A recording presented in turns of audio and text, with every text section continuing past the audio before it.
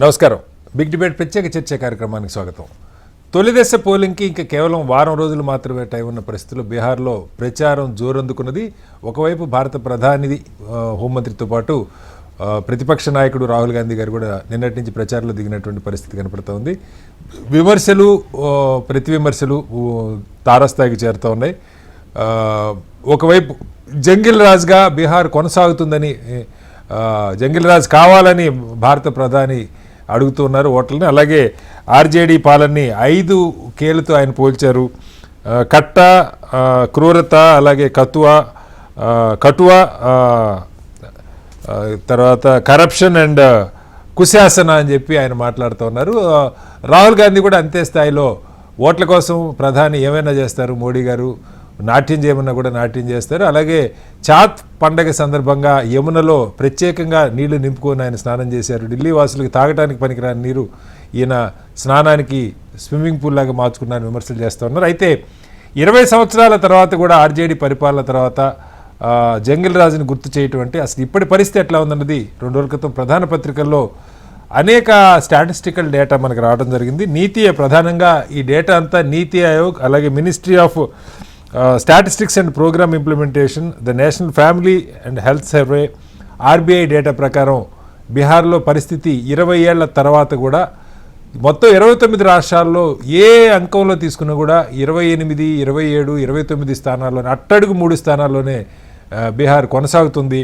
దీన్ని ఏ రకంగా అర్థం చేసుకోవాలని దాని మీద వాళ్ళు బిగ్ డిబేట్లో చర్చను చెప్పిన చర్చలో మనతో పాటు గౌరీశంకర్ గారు సీనియర్ అనలిస్ట్ వారు ఉన్నారు. అలాగే గఫూర్ గారు సిపిఎం పార్టీ ఆంధ్రప్రదేశ్ సీనియర్ నాయకులు, అంబటి రామకృష్ణ గారు కాంగ్రెస్ పార్టీ అధికార ప్రతినిధి ఉన్నారు. అలాగే రచనారెడ్డి గారు భారతీయ జనతా పార్టీ సీనియర్ నాయకులు కూడా మనతో ఉన్నారు.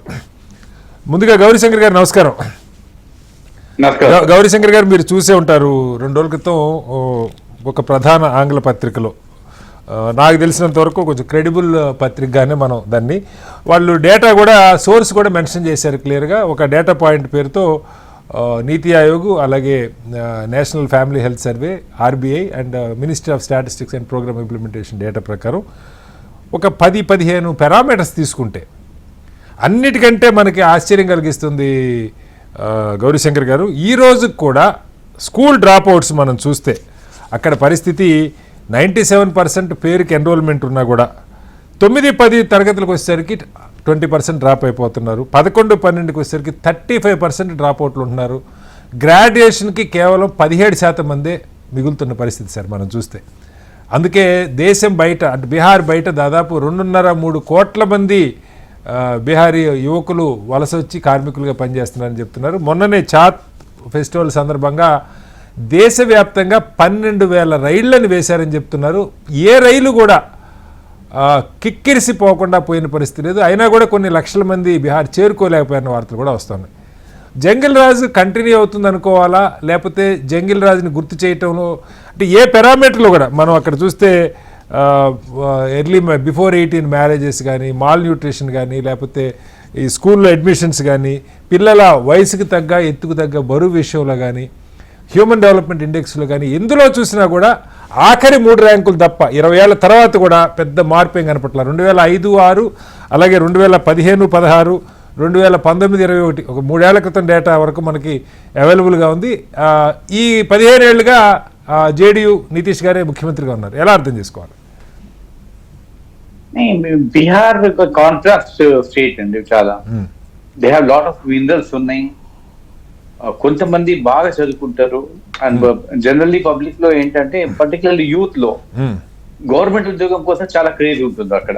జనరల్లీ గవర్నమెంట్ ఉద్యోగం సంపాదించుకోవాలి అని. దట్స్ వై మన ఇండియాలో వీ హ్యావ్ ఎక్స్ట్రీమ్ పావర్టీ ఉంటుంది. మనకి అక్కడ హెల్త్ పారామీటర్స్ చూస్తే వెరీ బ్యాడ్. రీసెంట్ స్టాటిస్టిక్స్, మీరు చదివిన స్టాటిస్టిక్స్ ప్రకారం చూస్తే కూడా హెల్త్ కానీ ఎడ్యుకేషన్ కానీ బాగుంది. కానీ సిటీస్ లో కొంచెం పాట్నా కొన్ని ఇంపార్టెంట్ ప్లేసెస్ లో మాత్రం చాలా బాగుంటుంది వాళ్ళ ఎడ్యుకేషన్ గిట్ట. అండ్ ఇన్ఫాక్ట్ ఇన్ ఇండియాలో one of the highest factories for IAS IPS అంటే బీహార్. మనకి బీహార్ నుంచి వచ్చిన ఐఏఎస్ ఐపీఎస్ ఆఫీసర్ అదే లార్జెస్ట్. అదే మనకి నారాయణ చైతన్య ఫస్ట్ ర్యాంక్ వచ్చిందని వేసుకున్నట్టు, ఇలా 3 లక్షల మంది పిల్లలు ఉంటారు, ఫస్ట్ ర్యాంక్ వచ్చిందని వేసుకుంటారు అనుకోండి. అది ఏమంటారంటే మనకు ఒక 2 విలేజెస్ ఉన్నాయి. ఒకటి బన్గాం విలేజెస్, బన్గాం అని ఒకటి ఉంది, ఇంకోటి బాగ్వా అని ఒకటి ఉంది. సర్సా డిస్ట్రిక్ట్ అది. నేను కూడా వెళ్ళాను అక్కడ. ఆ 2 విలేజెస్ మాక్సిమం మీకు ఐఏఎస్ ఐపీఎస్ ప్రొడ్యూస్ అయితే అక్కడ నుంచి చేస్తారు ఎక్కువ. చాలా మంది పిల్లలు అంటే they have focused right from the childhood. ఎట్లా అంటే గవర్నమెంట్ జాబ్ రావాలి. అందుకే రీసెంట్ ఇప్పుడు మన ఎలక్షన్ తో ప్రామిస్ చేశారు ఇంటింటికి గవర్నమెంట్ జాబ్ అయితే. దట్స్ నాట్ పాసిబుల్ అనుకోండి. ఉన్న బడ్జెట్ కాదు ఇంకా ట్రిపుల్ బడ్జెట్ అయినా కాలేదు గవర్నమెంట్ జాబ్ కోసం. That is not possible. Already వాళ్ళు చేసేది వీళ్ళు ప్రామిసెస్ కానీ వెరీ ఎక్స్ట్రీమ్ ఉంటుంది. You have very fertile lands ఉంటుంది, మళ్ళీ ఎక్స్ట్రీమ్ పవర్. కానీ కాదు సార్, మనకు చూస్తే కాదు గౌరీశంకర్ గారు, ఈవెన్ మీరు చెప్పిన ఉద్యోగాల సంగతి చూస్తే కూడా ఈ రోజు కూడా మ్యానుఫ్యాక్చరింగ్ 6% దాటలేదు సార్. అక్కడ ప్రొడ్యూస్ అవుతున్న యువతకి 5.7% ఉంది. Service sector 25% దాటట్లా. సో మిగతా దాదాపు 70% మంది అయితే వ్యవసాయం మీద ఆధారపడాలి, లేదంటే వలసన పోవాలి, వేరే ఛాయిస్ లేదు. చాలా నెగిటివ్ గా అంటే చాలా Bihar is one of the BIMARU states అంటారు. ఎందుకంటే general factories are because of the land order problem, లేకుంటే ఇన్ఫ్రాస్ట్రక్చర్ ప్రాబ్లమ్స్, లేకుంటే ఇప్పుడు ఎవరైనా ఇన్వెస్ట్మెంట్ చేయాలంటే basically they look for safety. Infrastructure చూస్తారు ఇన్వెస్ట్మెంట్ చేయాలంటే. కాబట్టి ఇప్పుడు కొంచెం మనకు ఈవెన్ ఉత్తరప్రదేశ్ కూడా అలాగే ఉంది, కొంచెం పికప్ అయింది ఉత్తరప్రదేశ్. నౌ దే ఆర్ కొంచెం సెన్సిబుల్ గా వచ్చాయి. Bihar they have to do a lot. Nitish is one of the most experienced politician, one of the longest serving CM. But still అక్కడ ఇంకా జనరల్ రాజే నడుస్తూ ఉంటుంది. ఫ్యామిలీ రూల్ ఎక్కువ ఉంటుంది. Families they rule the entire state and that is one of the reasons అండి. And the kind of promises మీరు చూడండి, kind of promises they are making. ఇంటింటికి జాబ్ అంటారు, ఇది గవర్నమెంట్ జాబ్ అంటారు. ఇంటింటికి గవర్నమెంట్ జాబ్ అంటే ఇది పాసిబుల్ అండి? Not possible. అంటే you cannot because of the craze అది గవర్నమెంట్ జాబ్ లో ఉంది కాబట్టి అది ఫోకస్ చేశారు. They have to focus on infrastructure. వాళ్ళు హెల్త్ మీదే ఫోకస్ చేసుకోవాలి, వాళ్ళకు మనకు ఎడ్యుకేషన్ మీద ఫోకస్ చేయాలి. స్కూల్ డ్రాప్ అవుట్స్ మీద విలేజెస్ లో ఎక్కువ ఉంటుంది.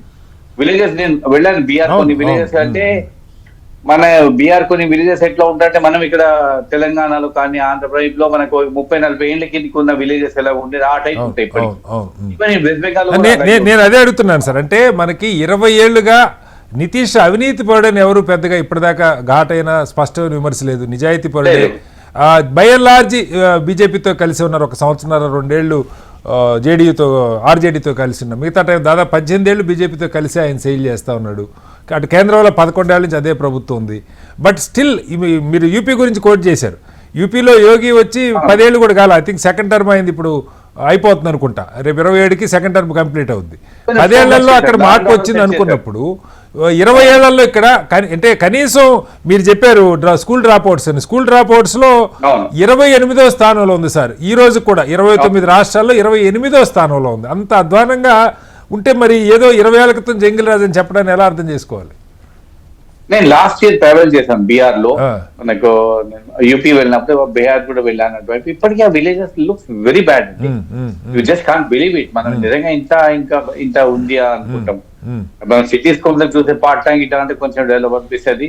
బట్ స్టిల్ ఆ లాలెస్నెస్ మనకి అది తెలిసిపోతుంది. అది మనకు 40-30-40 ఏళ్ళ కిందకి మనకు టౌన్స్ ఎట్లా ఉన్నాయో ఇప్పటికీ ఆడ సిటీస్ కూడా అలాగే ఉంటాయి.